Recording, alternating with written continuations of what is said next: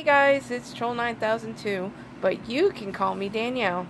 Coming to you via somewhere on the sun, I think. Welcome to Florida, first state next to the sun. I wrote this story off a picture I took back in February, and I'm not quite sure where I was at in my headspace at the time, but after reading it to myself, it has turned out to be quite sci-fi-ish. As you know by now, I like bringing different things to life. It is what makes a difference in my stories, and it makes it more pretend and fun sometimes. Please don't forget to give me your opinion, the whole opinion, and nothing but your opinion in the comments below. I do love reading all your opinions, and some of them, I won't lie, some of them in the past have brought tears of joy to my eyes. Just remember, in previous comments, y'all also gave me permission to take this long to tell a story. On paper, it's 3 pages, so let's see how long it takes me to read it. Ready? Buckle up. Here we go. So it was on the very day the leprechauns were made, a pair of people who found each other in the oddest place. The princess was not used to loud noises of the racing derby because this was her first one, and the illustrator had no idea he would be meeting a princess that day. It was the festival of fun, and the town always went all out for kids and parents alike. Now the princess was not real princess, but her friends liked to kid with her because she was a skater but could never be a skate queen, as she just wasn't good enough. And it was okay to be a princess. It was a title she held on to very well. The illustrator was just doing his routine, going from place to place, showing people how pretty or handsome they were. The women always liked to see the illustrator because he could leave out flaws and faults in their complexion, or imperfections that drive them nuts. And he was very good at his job, and he held his title well. The princess and the illustrator were two that were destined to be together. The stars designated it. Every time they were together, a rainbow would appear to signal the world that they were together, and happiness would ensue wherever there were people, and people would just lighten up. When they were apart and thinking of each other, only a rainbow spot would appear, and this would mark where the other one was. The magic surrounded them wherever they go.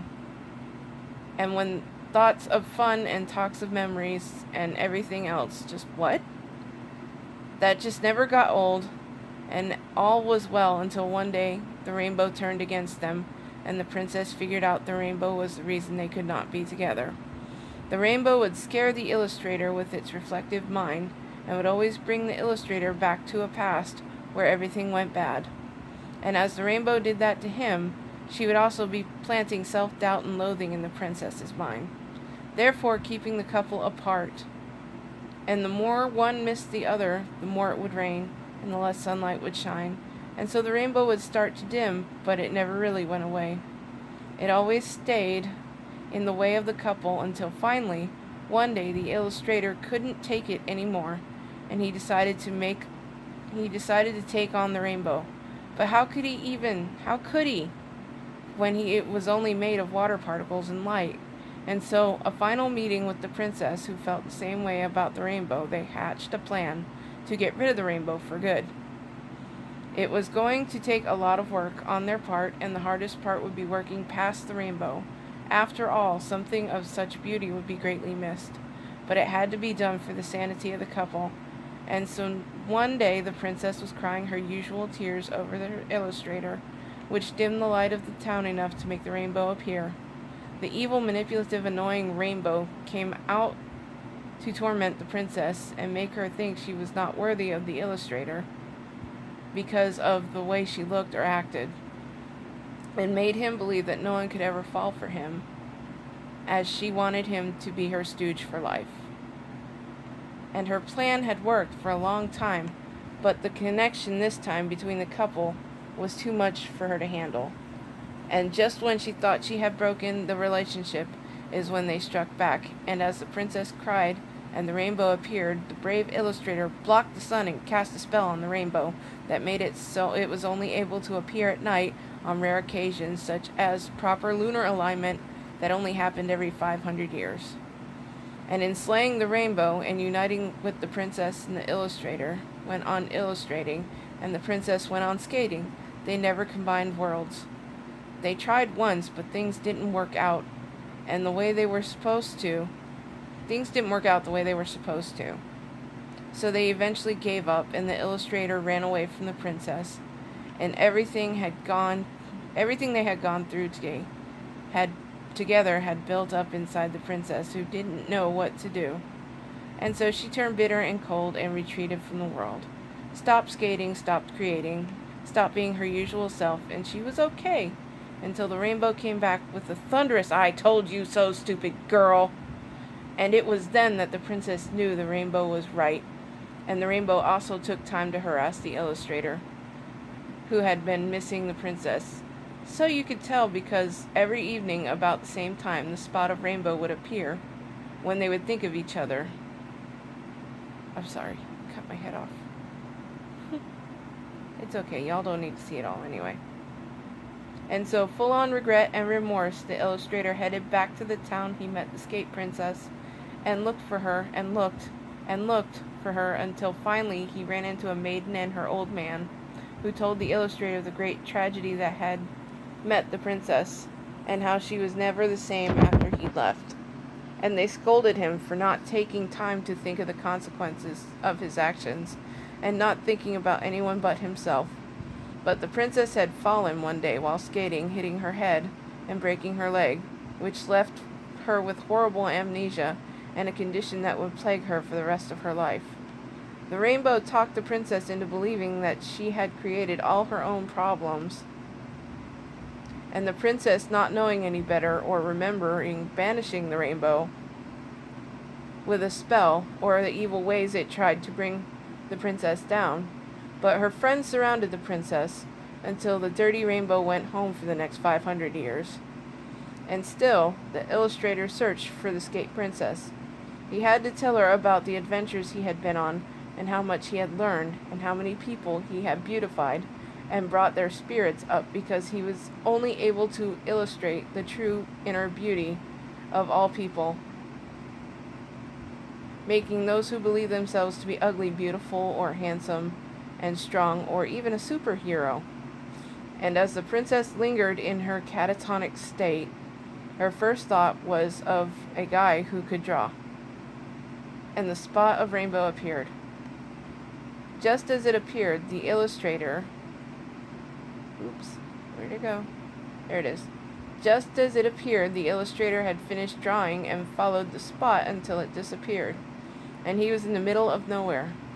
Then one day the skate princess thought it would be okay to get back on her skates. She started skating again. And this is when her memory started to come back in flashes. And when a flash would happen, if she was skating, she would go down. Her skate rink family knew her condition and would do all they could, but they realized what they had to do. They had to reunite the princess and the illustrator. But the work family of the princess did not think that was the smartest thing. And so, the rink family and the work family put their heads together, and they hatched a plan and went out and searched the illustrator. Now remember, a spot of rainbow would appear when the couple would think of each other, and so all the families had to do was watch the sky. Eventually, they found the illustrator in a bad way. His cart had been ensnared in weeds and mud, and by himself he could not escape, and so the two families band together to help him out and lead him back to the princess. He could talk to her and set her mind free so she could remember life before the fall. And so finally they returned to the town, the rink family and the work family, but alas, it was too late. No one had been around to keep an eye on the princess. Her condition had worsened, as she almost died several times of sadness and heartbreak that her families weren't there, and it was just too much for her to bear alone. So the princess went out and searched for her families and her illustrator. She kept flashing back memories, and she was lost. She found the illustrator's cart ensnared in the weeds and the mud, and she stayed there thinking of the illustrator, thinking he was dead. And she wished she could remember him, but alas, her brain would not allow it. Upon hearing how long the skate princess had been gone, her families feared that she was dead. But the illustrator could feel her in his mind and his heart, that she was still alive. And so, he would watch the sky looking for any kind of light source that led him to his skate princess, until finally one evening he saw it, the spot of rainbow, and he took off. and it was getting dark, so the light was fading fast. And he had to find her, and he got halfway to the spot of rainbow when all of a sudden the light was just gone. And he knew not what to do, but it had been 1,500 years since they had met, and all the elements aligned and the rainbow made herself known. But this time, after having this long to think about what she tried to do to the couple, who were so in tune with each other, she put one side of her arch down, where the Skate Princess was. Not knowing what to do, the Skate Princess squinted, and the rainbow, as it told her, started walking towards the middle. And she told the illustrator the same, to start walking towards the middle.